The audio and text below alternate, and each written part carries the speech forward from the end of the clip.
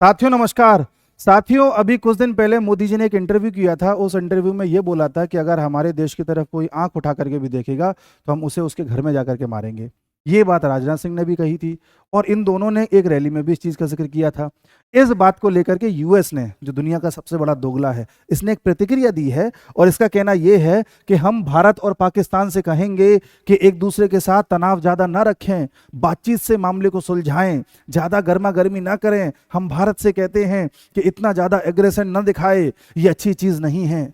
मतलब पाकिस्तान से कोई टेररिस्ट हमारे देश में आकर के हमारे यहाँ पर हत्याएं कर दे और हम बैठ के ताली बजाएं। 2008 वाला सीन देखें, या 1993 वाला बम ब्लास्ट देखें, या उससे पहले के हमले देखें, और तुमसे गुहार लगाएं कि अमेरिका हमें बचा लो, अमेरिका हमें बचा लो। ये चाहते हो तुम? अमेरिका का दोगलापन देखिए। ये वही अमेरिका है जिसने कुछ दिन पहले इजराइल और ईरान में आग लगा दी थी, जिसकी वजह से इजराइल को उकसा दिया और इजराइल से कहा कि तुम हमला करो, टेंशन मत लो। इजराइल ने ईरान की एम्बेसी पर हमला कर दिया, जो कि सीरिया के दमास्कस में स्थित थी। एम्बेसी के बगल में हमला किया था। उसके बाद जब इजराइल ने हमला कर दिया तो यूएस कहता है कि ईरान तुम हमला मत कर देना, अगर तुमने हमला किया तो हम खड़े हैं यहां पर। ईरान ने कहा ठीक है देख लेंगे। ईरान ने हमला कर दिया और यूएस खड़े होने के नाम पर क्या किया? सिर्फ अपने कुछ डिफेंस सिस्टम के जरिए कुछ मिसाइल्स उसकी हवा में मार दी यूएस ने। जबकि यूएस ने जितनी मारी है उससे ज्यादा तो इजराइल ने अपने आयरन डोम से मार दी थी। उसका तुम एहसान जता रही हो, ये तुम खड़े थे। अब जब इन दोनों में आग लग गई तो यूएस ने इजराइल से ये कहा है, बेंजामिन नेतन्याहू से ये कहा है कि भैया अब तुम वापस अटैक मत करना, पहले तुमने कर लिया फिर तुमने कर लिया, अब तुम अटैक मत करना इजराइल, वरना हम अब कुछ नहीं कर पाएंगे। दोगलापन देख रहे हैं? पहले आग लगा देता है, फिर थोड़ा सा नाटक करता है, फिर कहता है भाई अब हम कुछ नहीं कर पाएंगे, तुम अपने आप देखना। भाई ऐसे कैसे देख लें? आग तो तुमने लगा दी। उस देश का भी तो अपना एक स्वाभिमान है। वो क्या किसी का हमला सह करके चुपचाप बैठा रहेगा? ये दूसरी आग लगवाई है इसने रशिया और यूक्रेन के बाद। छोटी छोटी आगें तो बहुत लगाता है, ये बड़ी आग बता रहा हूं मैं। ईरान के पीछे यूएस इस प्रकार पड़ा हुआ है कि इसी यूएस के ओबामा ने 2011 के आसपास अफ्रीका के नॉर्थन रीजन में और यहाँ के कुछ क्षेत्रों में एक प्रोटेस्ट स्टार्ट करवा दिया था, एक ऑपरेशन स्टार्ट करवा दिया था अपने सीआईए के जरिए, जिस प्रोटेस्ट का नाम था अरब स्प्रिंग। अरब स्प्रिंग इसलिए करवाया गया था क्योंकि जितने भी तानाशाह हैं, जितने भी डिक्टेटर यहाँ पे रहते हैं, उन सबको हटाया जाए और वहां पर डेमोक्रेटिक गवर्नमेंट लाई जाए। इन सब में क्या होता था कि जो लोकल पब्लिक थी अपने डिक्टेटर को हटा देती थी और वहां पर गवर्नमेंट को चुन देती थी। ये बात सुनने में तो अच्छी लग रही है, लेकिन जो गवर्नमेंट चुनी जाती थी वो वही आदमी होता था जो यूएस के इशारे पर काम करता था। तो ओबामा ने अपने इशारे पर काम करवाने के लिए इतने देशों में आग लगवा दी, 28,000 बम बरसा दिए, तब कुछ नहीं बोलेंगे ये लोग। लेकिन हम अगर किसी आतंकवादी को मारने की बात करते हैं तो हमें नसीहत देते हैं। ये है इनका दोगलापन। उसी प्रकार से इन्होंने यूक्रेन को उकसाया था बार बार, हम तुम्हें नाटो में सदस्य में बना लेंगे, नाटो का सदस्य बना लेंगे, तुम्हारी टेंशन मत लो, तुम टेंशन मत लो। इतना उकसा दिया इसे कि इसमें और इसमें लड़ाई स्टार्ट हो गई और आज यूक्रेन उस दहलीज पर जाकर खड़ा हो गया है कि रशिया ने बर्बाद करके रख दिया यूक्रेन को। अब अमेरिका यूक्रेन को पूछता भी नहीं है। तब अपने दोगलेपन की बात नहीं करेगा ये अमेरिका। अमेरिका उस बात पर कभी डिस्कशन नहीं करेगा कि किस प्रकार तुम पन्नू को बचाने में दिन और रात लगे हुए हो। ये पन्नू जो भारत के टुकड़े करना चाहता है, जो भारत में खालिस्तान बनाना चाहता है, इसने अमेरिका में सिक्स फॉर जस्टिस नाम की एक संस्था बना रखी है। और सिक्स फॉर जस्टिस कोई संस्था वंस्था नहीं है, ये खालिस्तान मूवमेंट को चलाने के लिए बनाया गया एक इंस्टीट्यूशन है। इसको यूएस सपोर्ट करता है, इसको सीआईए सपोर्ट करती है। उस पर यूएस कुछ नहीं बोलेगा और उल्टा इस बात पर इल्जाम लगा रहा है कि भारत की रॉ इसे मारना चाहती है। इसे मारने के लिए एक आदमी भेजा था यूएस में, इस बात पर भारत पर इल्जाम लगा रहा है। हालांकि इस बात पर भी डिस्कशन किया गया था। ये जो कथन है ये यूएस के स्टेट डिपार्टमेंट के जो स्पोक्स पर्सन है मुलर, उन्होंने कथन दिया था और उनसे पूछा गया कि आप पन्नू के केस में क्या बोलना चाहेंगे, क्या इंडिया पर सैंक्शन लगाने की आप सोच रहे हैं, इंडिया पन्नू को मारने की कोशिश कर रहा है? तो मुलर का कहना यह है कि हम इंडिया पर सैंक्शन लगाने के बारे में अभी कुछ विचार कर नहीं रहे हैं, लेकिन अगर हम करेंगे भी तो इस बारे में हम खुले में या मीडिया में नहीं बोलेंगे। मतलब तुम पन्नू को लेकर के इंडिया पर सैंक्शन लगाने तक की बात सोच सकते हो, लेकिन इंडिया अपने टेररिस्ट किसी को मारने के लिए कुछ करे भी ना। ये है तुम्हारा न्याय, ये है यूएस का दोगलापन। अच्छा, यूएस हर संभव प्रयास कर रहा है कि कैसे भी करके ताइवान को उकसाओ। आए दिन कोई ना कोई बयान देता है, कहता है ताइवान तुम टेंशन मत लेना हम तुम्हारे साथ खड़े हैं, ताइवान तुम टेंशन मत लेना हम तुम्हारे साथ खड़े हैं। अरे भाई तुम ये कह कह के उसको इतना उकसा दोगे कि चाइना किसी दिन आकर के फ्रस्ट्रेशन में हमला कर ही देगा, तब तुम क्या करोगे? फिर तुम कह दोगे अरे भाई हमारी जिम्मेदारी नहीं है। अब चाइना की तो योजना है कि 2025 तक ताइवान पर हमला करना है, लेकिन ताइवान को तो तुम इतना विश्वास दिला रहे हो कि तुम पीछे खड़े हुए हो, जबकि खड़े ही नहीं हो।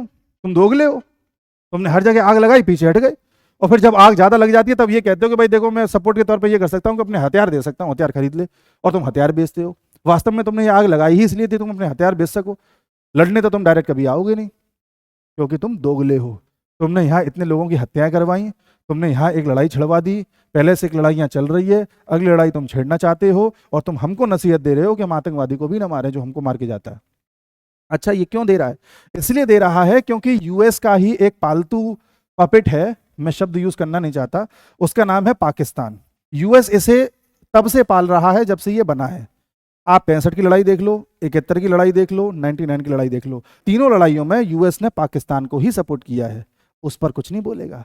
71 में भी इसने पाकिस्तान को सपोर्ट किया था, वो तो अच्छा है कि यूएसएसआर आ गया था और इसने यूएस को बोल दिया कि भाई पीछे हटिए, हम खड़े हैं इंडिया के साथ, वरना तुम तो बांग्लादेश भी नहीं बनने देते। तुम दो तरफ पाकिस्तान बना के भारत को परेशान करते, एक इधर और एक इधर। 99 में भी यूएस ने मना कर दिया था कि हमारा जीपीएस यूज करने की जरूरत नहीं है, अपने आप देखो इंडिया ने मदद मांगी थी यूएस से, तब तुम्हारा न्याय कहाँ गया था? तुम जानबूझ के एक ऐसे देश को पाल रहे हो जिस देश के जरिए तुम कभी तो इंडिया में प्रॉब्लम क्रिएट करना चाहते हो, तो कभी ईरान में प्रॉब्लम क्रिएट करना चाहते हो। इस देश के जरिए तुम इस क्षेत्र में भी डिस्टर्बेंस क्रिएट करना चाहते हो। इस देश के जरिए तुम इंडिया में ड्रग्स इलीगल तरीके से भिजवाना चाहते हो। इस देश के जरिए तुम यहाँ पर खालिस्तान और कश्मीर जैसे मुद्दों को हमेशा जिंदा रखना चाहते हो। इसलिए जब तुम्हें लगता है कि इस देश को हमारी रॉ या कोई भी अननोन मैन अंदर ही अंदर खोखला कर रहा है, तो तुमको दिक्कत होती है। आज भारत तुम्हारी बात तो सुनता नहीं है। यूएस ने भारत को कई बार कहा कि भारत एक काम करो, तुम जो रशिया से जो तेल ले रहे हो ना सस्ता वाला, ये मत लो, क्योंकि इससे तेल लेने से क्या हो रहा है कि रशिया के पास पैसा जा रहा है और इस पैसे का उपयोग यूक्रेन के खिलाफ ये कर रहा है। तो इंडिया ने कहा देखो भाई ऐसा है, तेरा काम है आए दिन आग लगाना, तू इस क्षेत्र में आग लगा देता है, आग लग जाती है तो यहाँ पर जो तेल के दाम है वो बढ़ जाते हैं, और जब तेल के दाम बढ़ जाते हैं तो हमारे यहाँ पर महंगाई बढ़ जाती है। तो क्या हम अपनी महंगाई के बारे में ना सोचें? तेरा तो काम है राजनीति करना, तू कभी किसी देश को लड़वाता है, कभी किसी देश को लड़वाता है, और तेरे लड़वाने के कारण जो पूरी दुनिया की जो ऑयल की सप्लाई है वो यहाँ से होती है, और वो ऑयल के दाम बढ़ जाते हैं, और बढ़े हुए ऑयल के दाम को हम अपने देश में लेकर के आएंगे तो हमारे यहाँ महंगाई बढ़ जाएगी, महंगाई बढ़ जाएगी तो पब्लिक परेशान हो जाएगी, और पब्लिक परेशान होकर के हो सकता है सरकार को गिरा दे। तो तुम ऑटोमेटिकली हमारी सरकार को डिस्टेबलाइज करना चाहते हो। हम ऐसा क्यों करें? हम वहां से तेल लेंगे जैसे हमें सस्ता मिलेगा। तुम कौन होते हो हमें बताने वाला? भारत ने साफ साफ मना कर दिया। फिर इस यूएस ने कहा कि एक काम करते हैं, इंडिया ये लोग तो आपस में लड़ रहे हैं, तुम ना नाटो प्लस के मेंबर बन जाओ। हम नाटो प्लस कर रहे हैं, यानी कि जो नाटो हमारा है उसमें तुम भी आकर के जुड़ जाओ, और कल को तुम पे कोई हमला होगा तो हम सब आके तुम्हारे लिए लड़ेंगे। मतलब इसको भी, भारत को भी उसी प्रकार से लालच दे रहा था जैसे यूक्रेन को दिया था। भारत ने कहा ऐसा अपना काम कर। अच्छा, ये कहता है कि इंडिया तुम क्वाड को ना, जो क्वाड एक ग्रुप है जिसमें यूएसए है, ऑस्ट्रेलिया है, जापान है और इंडिया है, ये 4 देश हैं। तो इस क्वाड ग्रुप को अभी तक एक नॉर्मल ग्रुप माना गया है जिसमें इकोनॉमिक एक्टिविटी से रिलेटेड बातें होती हैं और पैसिफिक ओशन में कैसे काम करना है इससे रिलेटेड बातें होती हैं, लेकिन इसमें डिफेंस का एंगल अभी नहीं है। मतलब कोई ऐसा कुछ नहीं है ये ग्रुप कि किसी एक देश पर हमला हो गया तो सबके सब टूट पड़ेंगे, ऐसा कुछ नहीं है इसमें। यूएस ने बार बार कहा है, जो बाइडेन ने, कि इसे एक डिफेंस से रिलेटेड ग्रुप बना लो। भारत ने कहा हमें नहीं बनाना, क्योंकि तुम्हारा तो काम है दुनिया में लड़ाई झगड़ा करना। तुम कल को जाके किसी देश से भिड़ जाओगे, चाइना से भिड़ गए तुम, और फिर तुम कहोगे कि भाई क्वाड के जितने भी मेंबर हैं सब इकट्ठे हो जाओ, चाइना को घेर लो। तो तुम्हारी लड़ाई के चक्कर में हम क्यों पिसे? हम क्यों अपने जहाज और अपने नेवी वगैरह भेजें? हमने इसमें पिसने वाले। तो तब से यूएस ने क्वाड की मीटिंग करना ही बंद कर दिया है। फिर यूएस ने कहा एक काम करो इंडिया, आए दिन इस क्षेत्र में अरेबियन सी में किसी पानी के जहाज पर कोई हमला कर देता है, किसी पानी के जहाज पर कोई हमला कर देता है, तो हम सब लोग मिलकर के यहाँ पर अपनी नेवी लगा देते हैं, और किसी पे हमला होगा तो सबके सब टूट पड़ेंगे। इंडिया ने कहा हम अपना काम देख लेंगे, तुम अपना रखो। एक्चुअल में इन सब क्षेत्रों में जो हमला कर रहे हैं वो हूती रिबल्स कर रहे हैं, हूती वाले जो यमन में रहते हैं, और हूती रिबल्स को सपोर्ट करता है ईरान। तो बेसिकली ये ईरान ही है जो इनडायरेक्टली सब पानी के जहाज़ों पर हमला करवाता है, और ये पानी के जहाज या तो इजराइल के होते हैं या यूएस के होते हैं। अब इनमें एक आध बार ऐसा भी हुआ है कि इंडिया के पानी के जहाज पर भी हमला हो गया, तो उस बात को लेकर के यूएस ने कहा था कि आओ सबके सब टूट पड़ो इन पर। तो भारत ने कहा हमें नहीं टूटना, हम बात कर लेंगे। तब हमारे यहाँ से जयशंकर साहब गए ईरान में बातचीत करी, और ईरान से कह दिया कि भाई देखो तुम्हें जिस पे हमला करना है करो, हमारे पानी के जहाज पर हमला नहीं होना चाहिए। उस दिन से हमारे पानी के जहाज को किसी ने छुआ ही नहीं, हमने अपनी बात सॉल्व कर ली। तुम तो क्या करते, हमको यहाँ पे लड़वा देते और बोल देते कि भाई लड़ो ईरान से। हम क्यों लड़े भाई ईरान से? अभी तुम्हारा जो यहाँ पर पपेट बैठा हुआ है इजराइल के जरिए तुमने ईरान पर जो हमला करवाया है पहले, और फिर ईरान ने इस पर कर दिया। अब इजराइल ने पूरी दुनिया में एक नोटिस जारी किया है और ये कहा है दुनिया के 32 कंट्रीज से कि भाई सब लोग मिलकर के ईरान पर सैंक्शंस लगाओ। सैंक्शंस का मतलब है ईरान से कोई संबंध मत रखो, और ईरान में एक ग्रुप है जिसने ये ऑपरेशन चलाया था, उस ग्रुप को आतंकवादी संगठन घोषित कर दो। इसमें भारत से भी कहा है, भारत के एस जयशंकर साहब को टैग भी किया है ट्वीट में। अब भारत ऐसा क्यों करे भाई? हम ईरान के साथ अपने संबंध क्यों खराब करें?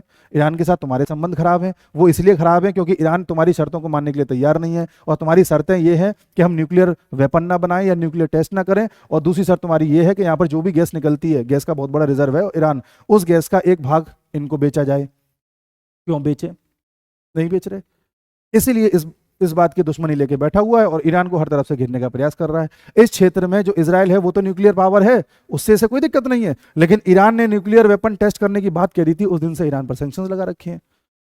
तब इस पर तुम कोई बात नहीं करोगे। तो ये यूएस का नेचर है, हर तरह से दोगलापन करना, पन्नू को दर बचाए हुए है। यूएस की ही सीआईए है जो यूके में लगी हुई है, इसमें यूनाइटेड किंगडम में, और यूके में भी ये जो खालिस्तान का मूवमेंट है काफ़ी ज़्यादा चलता है। वहाँ पर खालिस्तानी टीवी नाम का एक चैनल भी है, उसी चैनल पर एक एमपी आती है जो लेबर पार्टी की है यूके की, उसका नाम है कुछ गिल करके है। उस गिल के साथ अभी भारत की आम आदमी पार्टी का जो ये राघव चड्ढा है मुलाकात करके आया है, उस पर तुम कुछ नहीं बोलते। तुम अंदर ही अंदर एक नेक्सस चला रहे हो, तुम्हारा पड़ोसी कई सारे खालिस्तानियों को पाल के बैठा हुआ है, खालिस्तानियों की पार्टी के समर्थन से उसकी सरकार चल रही है, तुम इसके बारे में कुछ नहीं बोलते। वही खालिस्तानी है यूके में जाकर के भारत की एम्बेसी पे झंडा नीचे गिरा देते हैं, तुम उस पर कुछ नहीं बोलते। लेकिन हम अपने टेररिस्ट को मान लेते, तुमको मिर्ची लग जाती है। तुमको मिर्ची इस बात से लग रही है क्योंकि तुम्हारी सत्ता धीरे धीरे जा रही है, तुम्हारी अब कोई सुनता नहीं है, तुम्हें इस बात से मिर्ची लग रही है। आने वाले समय में देखना, इसका जो डॉलर का वर्चस्व है ना पूरी दुनिया में, ये भी कम हो जाएगा। इसे कहते हैं डी डॉलराइजेशन। लोग अब डॉलर का चलन कम कर रहे हैं। भारत भी आसपास के देशों से तथा अन्य देशों से ये बात कर रहा है कि भैया हम तुम्हें रुपीस दे दिया करेंगे, तुम हमें रूबल दे दिया करो, उससे एक्सचेंज कर लेते हैं, रूबल और रुपये में धंधा करते हैं, देखते हैं क्या होगा। बार्टर सिस्टम होता था ना पहले, कि हम आपको 1 किलो चावल दे रहे हैं, तुम उसके बदले में हमको 1 किलो गेहूं दे दो, वही एक्सचेंज हो गया। या हम तुमको कपड़ा दे रहे हैं, तुम हमको अनाज दे दो। उसी प्रकार से भारत अब धंधा करने की सोच रहा है कि हम भैया तुमको ये सामान दे देंगे, तुम हमको ये तेल दे दो। डॉलर को बीच में लेके ही मत आओ। जितना कम डॉलर का यूज होगा उतनी ही उसकी वैल्यू घटेगी और उतनी ही इसका जो वर्चस्व है वो कम होगा। इसको ये डर सता गया है। अच्छा, इसको ब्रिक्स से भी दिक्कत है। ब्रिक्स एक समूह है जिसमें B for Brazil, R for Russia, I for India, C for China, S for South Africa, ये सब देश मिलकर के समूह बनाए हुए हैं। इसकी ये बुराई करता रहता है लगातार। पिछले जब से ग्रुप बना हुआ है 10-15 साल से, तब से लगातार ब्रिक्स के खिलाफ आर्टिकल छापते हैं ये लोग, क्योंकि इनको इस बात का डर है कि कहीं ऐसा ना हो कि ब्रिक्स मिल करके अपनी करेंसी ले आए, और अगर ये अपनी करेंसी ले आए तो पूरी दुनिया में जो डॉलर का वर्चस्व है वो और कम हो जाएगा। इसलिए यूएस की स्थिति इस वक्त तिल मिलाए भेड़िए जैसी है, जिसको इस बात का डर है कि उसकी जो गरज है उसको सुनने वाला कोई बचा नहीं है। खैर, अब जो भी अपडेट होगा हम मिलेंगे, तब तक के लिए नमस्कार।